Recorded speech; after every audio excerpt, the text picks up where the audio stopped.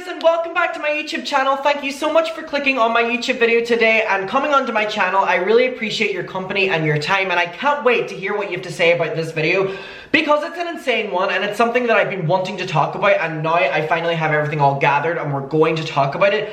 It is really a mess, so I'm just warning you, it is very intense. But first of all, let's get in for our mucker hug of the day. I'm going to show you the cherries, so thank you so much for being here, and I'm very excited to spend the next couple minutes with you. So, with that being said, let's get into it. So, Jeff Wittek, Ethan Klein, and Jeff's friend Corey are the contenders of today's video, mainly focusing on Corey. So I'm gonna pull this up first and foremost just to kind of jump right, or Cody, not Corey. Whoops.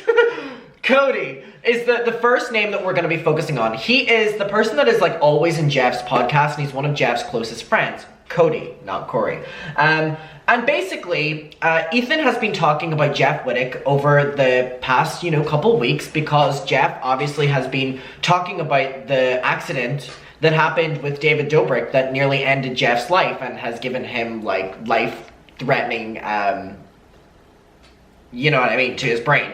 And he had to have all these injuries. And Jeff has been speaking out against David a lot recently and has been saying about how David said he was going to cover the hospital bills. I filmed a video on this, like, more in depth yesterday, so we'll just touch on it briefly. That David said that he was going to get the hospital bills sorted, that he allegedly never did that, and that Jeff said he never was going to sue David for money, so all he had to do was pay the hospital bills, and it was kind of like a hush-hush, you're not being, number one, deported, or number two, arrested, because that's what would have happened to David, especially at the time of this accident happening. I also don't like saying accident because I think that this was very intentional by David. I don't necessarily think that David wanted to do this extreme accident to Dave, or to too many fucking names in that vlog squad, to Jeff. But I'm sorry, I can't sit here and say that, oh, David didn't know that if he had one of his friends swinging around in this big device in the fucking middle of the sea that is really, really, really big and really strong and used in construction, and swinging his friend around on it who's wearing no protection and just faster, faster, faster, and then not slowing it down and then immediately hit. That's not an accident to me. I don't think David wanted to do what he did to Jeff, but there was an intent of hurting Jeff, in my opinion, for the sake of the video. And the extreme happened, and it nearly made Jeff lose his life. So, Jeff didn't really speak up against David when it happened. He actually was defending David. And remember, he went on Frenemies, which is starting the event with Ethan. And that's kind of why, Jeff and Ethan kind of have their drama here and there because of the Frenemies episode, where Jeff went on quickly after his accident happened, and he basically just defended David the entire time through so many different scandals, and also in relation to the accident, basically saying, along the lines of, oh, he didn't mean to do it, and he was really just protecting him. But now Jeff has came out on the other side of that and is saying that he doesn't know why he was doing that, he was just brainwashed, and first and foremost that David is a horrible person, David had bad intentions, and David is lying on his name. And the thing that was the trigger that pushed Jeff to the limit was that, I think we can just say now, it's a Casey Neistat movie. I don't know, I said yesterday that a YouTuber had DM'd me like promoting their upcoming movie and stuff, and I didn't want to say the name in case, but all of you guessed it, so I don't think enough of you would have guessed it if it isn't already out there, so I assume Jeff has already said it. But anyway, Casey Neistat is making a movie that is basically about David Dobrik, and David gets interviewed in it and basically blames Jeff for the accident happening, says that, no, this is Jeff's words, none of us have seen it, that Jeff is the one who wants to push bits to the max, that Jeff wanted to film that Jeff wanted to go faster, that Jeff, so basically putting all the blame on Jeff. And Jeff said that he has defended David up until this point, and now David is throwing him under the bus whenever David hasn't even done the medical bills, which he said he was going to do. So now Jeff, the switch in his brain has now got in, and he's going hammer on David. So Ethan has been keeping up with this ever since Frenemies, and especially in the recent weeks has been talking about Jeff, exposing David and all this happening, and Jeff really hasn't taken a liking to it. But fast forwarding a bit, Jeff was supposed to be coming on the H3 podcast, and the inevitable happened, which happened with Nikocado as well, which is they never show up. And I'm actually going to get that clip first, but something that happened was Ethan kind of touched upon the things that Jeff wanted as like his writer to come on the podcast. Now, a lot of people had an issue with that. I have an issue with what we're going to talk about with Jeff, but a lot of people had an issue with this, and we're calling Jeff kind of like a diva, the same way they were calling Nick Akato a diva. Now, keep in mind, Nick Akato, to come on the H3 podcast, was asking for his flight to be paid for, his hotel, a lot of money in the process, and all that. But this is what Jeff wanted, and I don't see an issue with it. I also don't know why it is a black screen right now. That is very confusing to me. But basically, if this is not gonna work, alright, it's not fucking working, but they were asking for, like, LaCroix. And that was basically, I'm gonna show you it on my phone because I don't think it's as ridiculous as what people are making it out to be. I think people really don't understand what a writer is. But this is the clip. I'm just gonna show you it on my phone because I really do want to show you it. So here we go. His terms, this was funny. You guys will like this. He hit me with those terms. He said, I need, 3 ice-cold LaCroix. If it's room temperature, I'm walking out of there. Verbatim, that's what he said. Yeah. I said, you got it, buddy. I asked what flavor. What flavor? Let me see if he responded. What flavor of LaCroix you want? See, he didn't respond. I guess we gotta get them all. Alright, now, I don't know if a lot of people are picking up that it is very clear that Ethan is being sarcastic in that clip, but also, if Ethan even wasn't being sarcastic, him asking for his drinks to come on the podcast that's gonna do very well is not an extreme ask in my opinion whatsoever. So anyway, that happened, and then Jeff cancelled coming on the podcast, and Ethan talked about it. Now, before Ethan had even talked about the fact that Jeff cancelled, Cody, who is Jeff's best friend, showed up to Ethan's house, literally showed up to Ethan's house. So he shows up twice, but he shows up once before Ethan even responded to the Jeff situation on him cancelling. He literally, the friend, shows up at Ethan's gated community, gets through the gated community, and is outside his house and is taking pictures and is doing whatever outside the house. So this is the first time, right? Now anyway, he does it a second time. He literally does it a second time. Now this is before Ethan even publicly acknowledges it.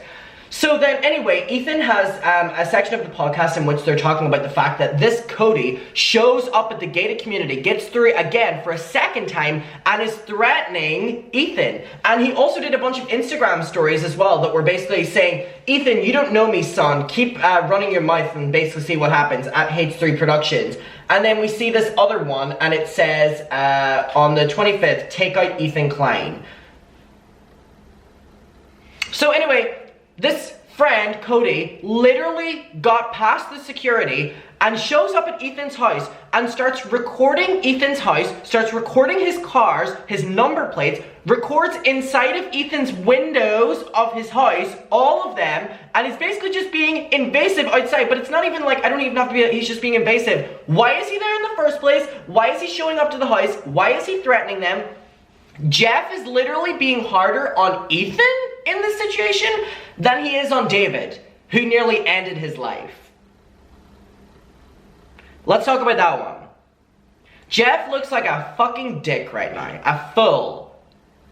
He has all his friends going after Ethan, but not going after David. Why? Because Ethan has made jokes? Jeff, stupid look at your friend nearly ended your life and you're coming after Ethan Klein, who you already had agreed to come on the podcast with? It's ridiculous, and it really is so scary and just very weird. So on the H3 podcast, Everyone Hates Me Again, this is the section in which Ethan talks about it, and I literally just cannot believe that it's came to this. These people are so fucking He shows up to someone's gated community, gets through, and starts recording everything about their property. Keep in mind, and just please, Ethan, Ela, and 2 children in that property. In other news, Jeff and his... How do I not say this? Who can say where the road goes? Where the Listen. I shouldn't say it. I'm going to say something I probably shouldn't say it. Let's just say Jeff's not coming on the show for a good reason. Yeah. And, And every single collab recently with H3 has just turned in nightmare. Nick Akato and now Jeff. Research people. I'll just say it. I mean, I don't care. Jeff's friend, the guy I was making fun of, Cody. he came into our fucking gated community and was filming driving by our house and saying, I got all the info you need, Ethan, don't test me. Like threatening me and my family outside my house. So that happened on Friday, and it was a fucking nightmare. And I had to call the... Now again, this was the second time. Ethan goes on to say that this happened the day before as well. Police and talk to the police about it, filed a police report. And like, we had to tighten all the security at the gate. And I mean, so like, so is Jeff a bad guy? Yes. Straight up. Yes, Dan? Called it. Oh yeah, called it. Dad has been saying that from the start. You know what? Is he my best friend anymore? Love you, Dad. No. Friendship ended with Jeff.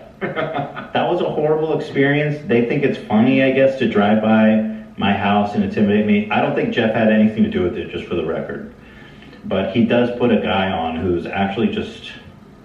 I don't agree with that statement where Jeff isn't responsible for this. I think Jeff is. This is literally one of Jeff's like co-stars on like the podcast and one of his very heavily featured friends online. Now, Ethan goes on to say, like, if you're going to be online, like, learn to take it and stuff like that. And it really is, like, they can dish it out about everyone, as in Cody and Jeff, but they can't take jokes made about themselves that they're willing to show up and threaten people's lives and outside of their homes. Willing to do something like that because I made fun of him for lifting an iron, or lifting weights during his friend's heart-wrenching story, so... Just not sure that guy's ready to be on the internet. I think that's a great point. And I fully agree. And I also don't think that's harsh. And people are saying, you know, if you're online, like, that doesn't mean that you get criticism. Okay, but if you're... We had this conversation about Ryland Adams. Ryland Adams has a tea channel, whereas his little fucking tea podcast. And then he talks tea about all these different people. What a cringy word, by the way. And then whenever he was in drama, he basically said that people should stop talking about him. So it's like, if you can't dish it, you can't, like... This isn't like a one-way thing. If you're going to give it, you're going to get it. So that's the same thing on Cody sitting down and talking shit on the podcast about other people. Ridiculous. Also, yeah, what's interesting to know is that, so this guy, he posted a video to his Instagram stories, one in the daytime of him driving by the house, and one in the nighttime. So we did a whole... He's like exposing himself. Situation. You see aside that shit. And then so the first drive-through, it turns out happened Thursday morning before we ever mentioned him. Yep. So I was goofing on Jeff the first time, you guys remember. And which is why I believe Jeff is equally as responsible in this. His homie, before I even mentioned him, came and drove by our house. Yeah. To threaten me and my family. Which makes sense, being that the day before, Jeff brought that video and said, "Don't worry about giving us your address." Yeah. We had. I thought we thought it was a joke. Yeah, Jeff goes, "Don't worry, don't send me the address. I know where you live." And I'm incredibly creepy, by the way. That's not something you ever say. Even if you did know, play along. What's your address? Freak. We were like, why would he say that? Like, it's not. I guess it's a joke.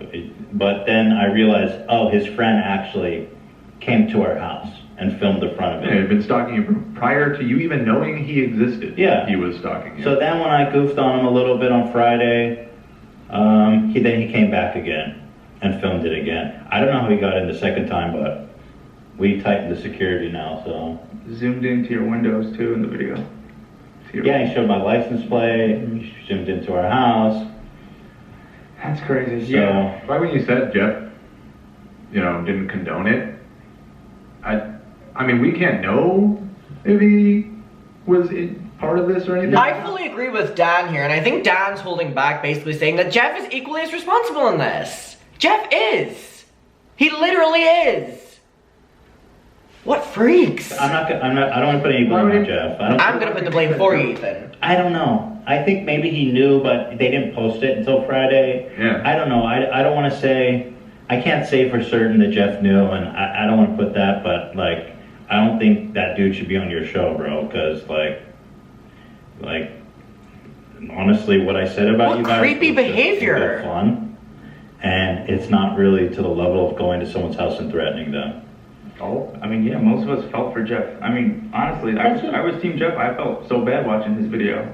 I was Team Jeff all the way, right? Because even though I was goofing on him a little bit, I was like, I'm in your corner, bro. I want to support you. I want to help you with lawyers and stuff, and you know, some silly, goofy jokes, or maybe some mean jokes. Let's be honest, a little mean. But like for the most part, I was Team Jeff.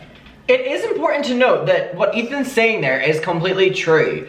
Dan always was making the joke that Jeff was not a good one, like not a good guy and all like this, and it was kind of like a back and forth thing, and Ethan was always saying Jeff is my friend, and he was always, you know, doing the like against David Dobrik route, which in this instance with the accident, I fully agree with, but it was like Ethan was going at times so easy on Jeff and sticking up for him in the David thing, and for him to do this is just so like contradictory of like any support that you get, you're gonna do that too?